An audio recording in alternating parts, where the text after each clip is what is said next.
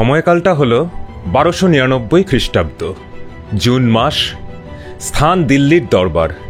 সেনাবাহিনী ফেরত এসেছে আশাপল্লী থেকে, যাকে আজ আমরা আমেদাবাদ বলে জানি। সদ্যই জয় হয়েছে গুজরাটের এই বিত্তশালী শহরটি, সাথে সোমনাথ, সুরাট, খাম্বাট ইত্যাদি জায়গাও। বাঘেলা রাজা দ্বিতীয় কর্ণকে পরাস্ত করে আনন্দে মশগুল দিল্লির সুলতান, উৎসবে মাতোয়ারা তার সৈন্যবাহিনীও। সুলতানের সেনাপতি উলুগ খান আর নুসরত খানের নেতৃত্বে ঢালাও লুটপাট চালিয়েছে সুলতানের সেনাবাহিনী। জয় করা শহরের বুকে কাফেরদের নির্বিচারে হত্যা করে পবিত্র ইসলামের প্রতিষ্ঠা হয়েছে। লুট করা সোনাদানা, হীরে রত্ন, কৃতদাস এবং সাথে নারী অকাতরে এনে সাজিয়ে রাখা হচ্ছে সুলতানের সামনে গুজরাট জয়ের স্মারক হিসাবে। এদের মধ্যে ছিলেন পরাজিত রাজপরিবারের নারীরাও, যাদের ওই লুঠের সম্পত্তির মতোই তুলে নিয়ে আসা হয়েছে।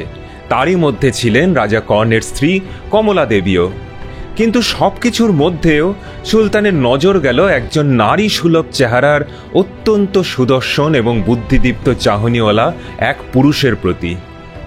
অনেক নারী তো সুলতানের হারেমে আছে, নিত্য নতুন নারী শরীরের আমেজ সুলতানের কাছে নতুন কিছু নয়, বরং কেন যেন একঘেয়েই লাগে আজকাল। রাজ্য দখলের আনন্দও আজ নতুন কিছু নয়। এর আগেও ভিলসা, দেবগিরি, মুলতান, কিলি ইত্যাদি জায়গাতেও একইভাবে জয় করেছে সুলতানের বাহিনী।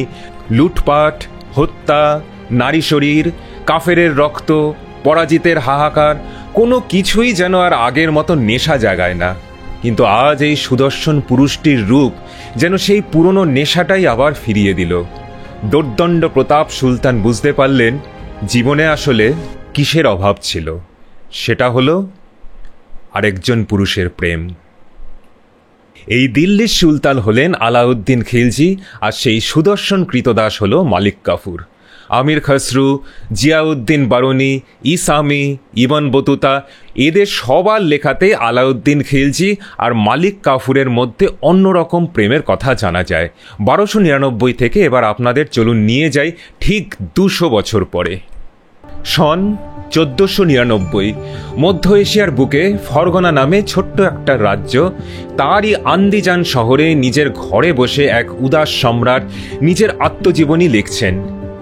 জানি না আমার সাথে কি হচ্ছে, ও যখন আমার সামনে আসে আমার মনের ভেতরটা একসাথে ভালো লাগা আর সাথে বেদনাতে ভরে ওঠে। আমি নিজেই বুঝতে পারি আমার মুখ লজ্জাতে লাল হয়ে আসছে, আমার মুখের ভাষা হারিয়ে যাচ্ছে। ওকে না দেখতে পেলে আমার মন বিরহে ভরে যায়, ও সামনে আসলে আমার লজ্জাতে পালিয়ে যেতে ইচ্ছা করে। ও কি বুঝতে পারে যে দিনরাত কি অমোঘ আকর্ষণ আমি ওর প্রতি বোধ করি? প্রেম কেন এত যন্ত্রণা দেয়? আমার সারা দুনিয়া ওলটপালট হয়ে যাচ্ছে, মনে হয় সব কিছু ছুঁড়ে ফেলে দিয়ে চলে যাই ওর কাছে। কিন্তু পর মুহূর্তেই যখন ভাবি যে তা হবার নয়, তখন মন কেঁদে ওঠে, বেদনাতে হু হু করে ওঠে ভেতরটা। আল্লাহর কাছে দোয়া করি এই রকম প্রেমের যন্ত্রণা যেন আর কেউ না পায়। এই আত্মজীবনীর লেখক হলেন 17 বছর বয়সী জাহিরুদ্দিন মোহাম্মদ, যিনি পরবর্তীকালে কাবুল হয়ে দিল্লির বুকে মুঘল সাম্রাজ্যের সূচনা করেন, আজ যাকে আমরা বাবর বলে জানি। আর যার উদ্দেশ্যে লেখা সে হলো 14 বছর বয়সী এক কিশোর, যার নাম হলো বাবরি। আজকের দিনের উজবেকিস্তানের অন্তর্গত ফরগনা উপত্যকার আন্দিজান শহরের কৃতদাস বাজারে বাবুরির সাথে দেখা হয় বাবরের, তাই তাকে বাবুরি আন্দিজান বলেই উল্লেখ করা হয়েছে বাবরনামাতে। কোনো কোনো ঐতিহাসিক বলেন যে এই বাবুরির নামেই বাবরি মসজিদ, রাম জন্মভূমি ভেঙে যেটা তৈরি হয়েছিল। মুঘল বাদশাহ বাবর আর তার প্রেমিকের প্রেমকে অমর করে রাখার উদ্দেশ্যে তৈরি এই সৌধ, যারই নাম ছিল বাবরি মসজিদ। সম্রাট আলাউদ্দিন খিলজি আর সম্রাট বাবর দুজনের নাম শুনলেই চোখের সামনে ভেসে ওঠে দুই অত্যাচারী আগ্রাসকের চেহারা। তাদের হত্যালীলাতে ভারতের বুকে অনেক রক্ত ঝরেছে।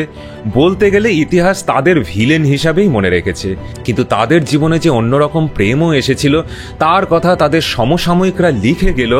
আজকের ঐতিহাসিকরা সেদিক থেকে নজর ঘুরিয়ে রাখতেই সচেষ্ট। কবি লিখেছেন, কালের কপোল তলে শুভ্র সমুজ্জ্বল এ তাজমহল। শাহজাহান আর মুমতাজের প্রেম নিয়ে ঐতিহাসিকদের শুধু নয়, কবি, সাহিত্যিক, এমনকি চিত্র পরিচালকদেরও ফ্যান্টাসিজমের কোনো শেষ নেই। যোধাবাই আর আকবরের প্রেম নিয়েও তাই। আবার ওইদিকে মান্ডুর রূপমতী আর নবাব বাজবাহাদুরের প্রেম নিয়েও সেই একই কথা বলা যেতে পারে। ইতিহাসের পাতা ছেড়ে এইসব কাহিনী আজ কল্পলোকের ডালাপালা এমন মেলেছে যে এর মধ্যে কতদূর সত্যি আর কতটা কবিদের কল্পনা তা আজকের দিনে আর বোঝা সম্ভব নয়। ওইদিকে বাবর নিজে তার আত্মজীবনী বাবর নামাতে তার যে প্রেমের কথা ছত্রে ছত্রে লিখে গেছে, সে ব্যাপারে আজকের দিনের ঐতিহাসিকরা একদম নীরব। নিজের সমকামী প্রেমের কারণে সে যে নিজের স্ত্রীকে অবহেলা করছেন, সেই ব্যাপারে আত্মগ্লানিও ফুটে উঠেছে সেই লেখাতেই। যেই জওহরলাল নেহেরু বাবরকে একজন গ্রেট পার্সোনালিটি, গ্রেট পোয়েট বলেছেন, তিনিও বাবরের এই অন্য ধরনের প্রেমের কথা নিয়ে নীরবই থেকেছেন। তাই আজ আমরা নিয়ে এসেছি ইতিহাসের পাতা থেকে এই অন্য প্রেমের দুখানা ঘটনা নিয়ে। আমাদের উদ্দেশ্য নয় সমকামিতা খারাপ বা এই যে মুসলমান সম্রাটরা সমকামী ছিলেন বলে তারা খারাপ এটা প্রমাণ করা। আবার উল্টো দিকে সমকামীদের সমান অধিকারের যে আন্দোলন, তার প্রতি আমাদের ব্যক্তিগত সমর্থন থাকলেও তাদের হয়ে প্রচারের জন্য এই প্রতিবেদন নয়। ঐতিহাসিক ঘটনাকে ইতিহাসের পরিপ্রেক্ষিতে আলোচনার জন্যই আজকের এই প্রতিবেদন। এর সাথে এটাও বলি যে এই দুই শাসকের ব্যক্তিগত জীবন কোনোভাবে একটা ধর্মকে সার্বিকভাবে ব্যাখ্যা করে না, বড়জোর একটা বিশেষ অঞ্চলের বিশেষ সময়তে একটা সমাজের রীতিনীতিকে নির্দেশ করতে পারে। তাই আমরা আমাদের আলোচনাকে সেই সময় আর সেই সমাজের মধ্যেই সীমাবদ্ধ রাখব।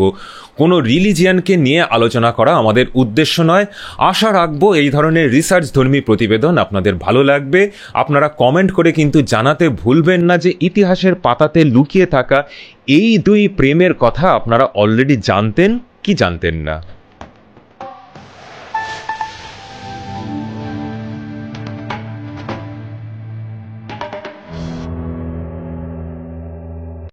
জন্মসূত্রে মালিক কাফুর ছিল মারাঠি হিন্দু।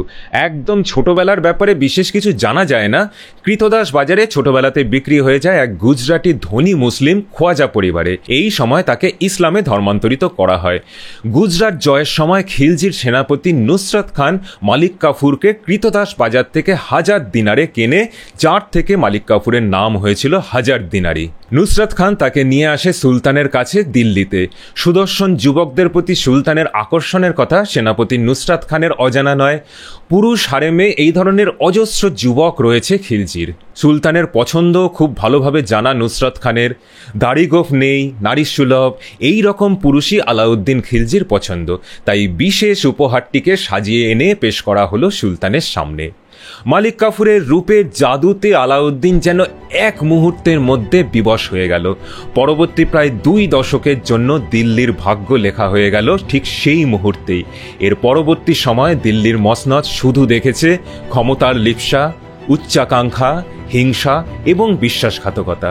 যেখানে করো না হয় মরো নীতি নয়, মারো না হয় মরো এই নীতিই চলছিল দিল্লির ক্ষমতার অলিন্দে। সিংহাসনের উপর অধিকার কায়েম করতে বদল নয় বদলা চাই, এটাই হয়ে উঠেছিল একমাত্র উপায়।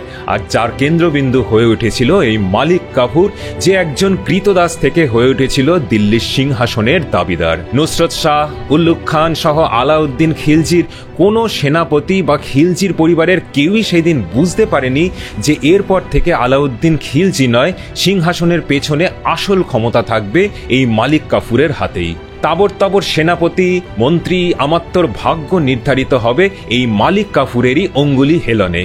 তুর্কি বংশোদ্ভূত এই অভিজাত সেনাপতিদের মাথা জোখাতে হবে একজন ভারতীয় বংশোদ্ভূত ধর্মান্তরিত কৃতদাসের সামনে।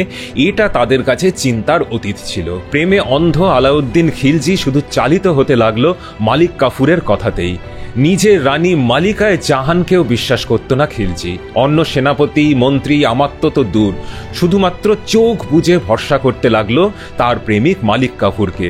খুব দ্রুতই একদা কৃতদাস বা যাকে বলে মামলুক, তার থেকে এই মালিক কাফুর ক্ষমতার একদম সর্বোচ্চ সীমাতে চড়ে বসলো। তার নামকরণ হলো মালিক নায়েব, অর্থাৎ কিনা সহ সুলতান বা ডেপুটি সুলতানের পদে অভিষিক্ত হলেন মালিক কাফুর। নুসরত খান, উলুক খানদের তখন হিংসে করা আর কপাল চাপড়ানো ছাড়া আর কোনো গতিই নেই। মালিক কাফুরই সবার মালিক হয়ে উঠে ততদিনে খিলজির বকলমে সাম্রাজ্য শাসন করতে শুরু করে দিয়েছে। আর শুধু নসরত খানদের মতো ক্ষমতাশালী সেনাপতিরাই বা কেন, খিলজি পরিবারের লোকজনও আস্তে আস্তে গুরুত্বহীন হয়ে পড়তে লাগলো খিলজির কাছে। মহারানী মালিকায় জাহানের থেকে দূরত্ব ক্রমশ বাড়তে লাগলো। খিলজির মহলে মালিকায় জাহান নয়, মালিক কাফুরই পাকাপাকিভাবে থাকতে শুরু করলো। অর্থাৎ কিনা পরিবারের কোনো নারী নয়, খিলজির এই পুরুষ সঙ্গী মালিক কাফুর হয়ে উঠেছিল খিলজির ছায়া সঙ্গী। বয়সের সাথে সাথে যুদ্ধ করার ক্ষমতা কমে যেতে লাগলো খিলজির। শুধু তাই নয়, একদা অত্যন্ত ক্ষুরধার বুদ্ধিধারী, নিষ্ঠুর আর উচ্চাকাঙ্ক্ষী খিলজির মগজও আর আগের মতো কাজ করতো না। বার্ধক্য যখন জাঁকিয়ে বসছে শরীরে, তখন আরও বেশি করে নির্ভরশীল হয়ে পড়ল প্রেমিক মালিক কাফুরের ওপর। এক সময়ের আলাউদ্দিনের মতোই সাহসী যোদ্ধা উচ্চাকাঙ্ক্ষী কাফুরের মধ্যেই নিজের হারানো সত্তাকে যেন খুঁজে পেতে শুরু করলো খিলজি। এরপর একের পর এক যুদ্ধে মালিক কাফুরই খিলজির বাহিনীকে নেতৃত্ব দিয়েছে। 1306-তে প্রবল বিক্রমে মঙ্গলদের আক্রমণকে ঠেকিয়ে দেয় মালিক কাফুর। দাক্ষিণাত্য জয়ের যে আধুরা খোয়াব খিলজির ছিল, তাও পূর্ণ করে কাফুরি। 1308 থেকে 1315-র মধ্যে একের পর এক আক্রমণে যাদব, কাকাতিয়া, হয়শালা, পান্ডিয়া পর্যন্ত খিলজি সাম্রাজ্যের বিস্তার হয়। অর্থাৎ প্রায় আজকের দিনের ওয়ারাঙ্গল, মাদুরাই পর্যন্ত খিলজি সাম্রাজ্য ছড়িয়ে পড়ে মালিক কাফুরের সফল সেনাপতিত্বে। মাদুরাইয়ের মীনাক্ষী মন্দির ভেঙে ফেলা হয়, সাথে চিদম্বরম মন্দির, শ্রীরঙ্গম মন্দিরও। বলতে গেলে দাক্ষিণাত্য জুড়ে এক ত্রাস হয়ে উঠল মালিক কাফুর। কথায় বলে প্রত্যেক সফল পুরুষের পেছনে থাকে একজন নারী, কিন্তু এই ক্ষেত্রে আলাউদ্দিনের সাম্রাজ্য বিস্তারের সাফল্যের পেছনে ছিল তার পুরুষ প্রেমিক মালিক কাফুর। প্রতিটা লড়াই কাফুর জিতে আসতো, শুধু তাই নয়, সাথে নিয়ে আসতো অফুরন্ত লুঠের সম্পদ, যার মধ্যে ছিল কাকাটিয়া সাম্রাজ্য থেকে লুট করে আনা কোহিনুর হিরেটিও। দাক্ষিণাত্যে দেবগিরির সুবাদারও বানিয়ে দেওয়া হয়েছিল কাফুরকে। এই সময় খিলজি বলতে গেলে কাফুরের হাতের পুতুল হয়ে ওঠে, আর কাফুরের মনে জেগে ওঠে দিল্লির মসনদে বসার উচ্চাকাঙ্ক্ষা। খিলজির ওপর নিজের প্রভাব খাটিয়ে এক এক করে নিজের প্রতিদ্বন্দ্বীদের সরিয়ে ফেলতে শুরু করে কাফুর। শরফ কাইনি বলে একজন সেনাপতিকে কাফুরের পরামর্শে খিলজি মৃত্যুদণ্ড দেয়। আলাউদ্দিনের বড় ছেলে খিজির খান, যার আলাউদ্দিনের পর সিংহাসনে বসার কথা ছিল, তাকে এবং আরেক ছেলে সাদি খান, এই দুজনকেই অন্ধ করে দেওয়া হয়। শুধু তাই নয়, খিলজির শ্যালক আলপ খান, যে কিনা খিলজির দুই পুত্র খিজির খান এবং সাদি খানের শ্বশুরও, এবং এক সময় যে কিনা খিলজির খুব বিশ্বস্ত সেনাপতি ছিল, তার সাথে গুজরাটের সুবাদারও ছিল, তাকেও বিশ্বাসঘাতকতার অভিযোগে কতল করে দেওয়া হয়। এরপর কাফুর আর দিল্লির সিংহাসনের মধ্যে রয়ে গেল আলাউদ্দিন খিলজি নিচে। আর তখনই দাবার শেষ চালটা দেবার পরিকল্পনা করে ফেললেন মালিক কাফুর। তবে সে বুঝতে পারেনি যে তার চালে একটা বিশাল ভুল হয়ে যাবে। 1315-তে যখন কাফুর দাক্ষিণাত্যে দ্বিতীয়বার আক্রমণ করে, তখন খিলজির শরীরের দ্রুত অবনতি ঘটে। কাফুর চলে আসে দিল্লিতে। 4 জানুয়ারি 1316-এ খিলজির মৃত্যু হয়। এই মৃত্যু ঘিরেও অনেক ধোঁয়াশা। অনেকেরই সন্দেহ যে খিলজির দ্রুত শারীরিক অবনতি আর মৃত্যু দুটোর পেছনেই দায়ী হলেন মালিক কাফুরের সিংহাসনের প্রতি লোভ। খিলজির মৃত্যুর পর খুব দ্রুততার সাথে খিলজিকে সমাধিস্থ করা হলো। তার শিশুপুত্র শিয়াবুদ্দিনকে সিংহাসনে পুতুল সম্রাট হিসাবে অভিষিক্ত করা হলো। মালিকায় জাহান সহ খিলজির সমস্ত পারিবারিক সদস্যদের জেলে পুরে দেওয়া হলো। আলাউদ্দিনের অ্যাডাল্ট ছেলে মুবারক খানকেও জেলে বন্দি করে হত্যা করার নির্দেশও দেওয়া হলো। এই উল্কা গতিতে উত্থানের ফলে খিলজির দরবারের যে সভাসদরা ছিল, তারা ভেতরে ভেতরে কাফুরকে যে হিংসে করত, সেটা বলে দেওয়ার দরকার নেই। বিশেষ করে এদের মধ্যে যারা তুর্কি থেকে আগত ছিল, তারা নিজেদেরকে আপার ক্লাস মনে করত। এই ভারতীয় বংশোদ্ভূত ধর্মান্তরিত মুসলিমকে তুর্কি থেকে আগত মুসলিমরা যথেষ্ট এলিট বলে মনে করত না, তাই তাকে সম্রাট বলে মেনে নিতেও চায়নি তারা। এরা সবাই সুযোগ খুঁজছিল কাফুরকে চিরকালের মতো সরিয়ে দেওয়ার। আর সেই সুযোগটাই হলো যখন কাপুর খিলজির ছেলে মুবারক খানকে হত্যা করার জন্য সিপাহী পাঠায়। মুবারক খান কিন্তু কিছু সভাসদদের সাহায্যে সেই সিপাহীদের ঘুষ দিয়ে হাত করতে সক্ষম হয়। যেই সিপাহীদের পাঠানো হয়েছিল মুবারক খানকে হত্যা করার জন্য, তারাই ফেরত এসে কাফুরকেই হত্যা করে। খিলজির মৃত্যুর ঠিক 35 দিনের মাথায় মৃত্যু হয় তার প্রেমিক মালিক কাফুরেরও।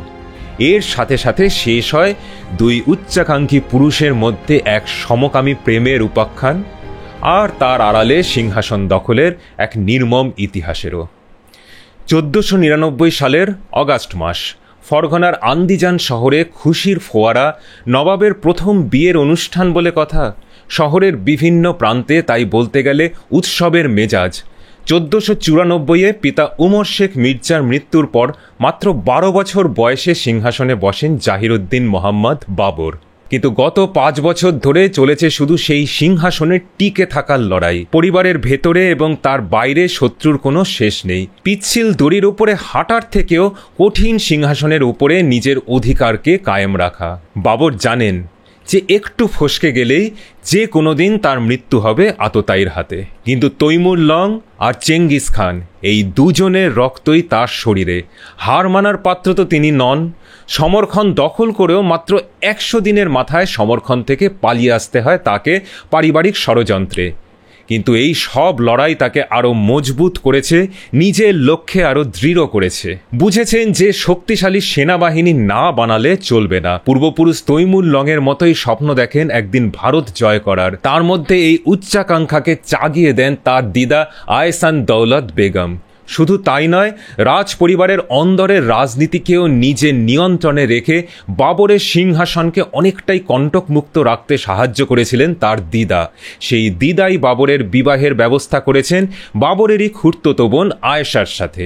আজ সেই বিবাহেরই দিন, আর তাই রাজ্য জুড়ে উৎসব। কিন্তু সেই উৎসবের মেজাজের মধ্যেও একজন কিন্তু অত্যন্ত উদাস।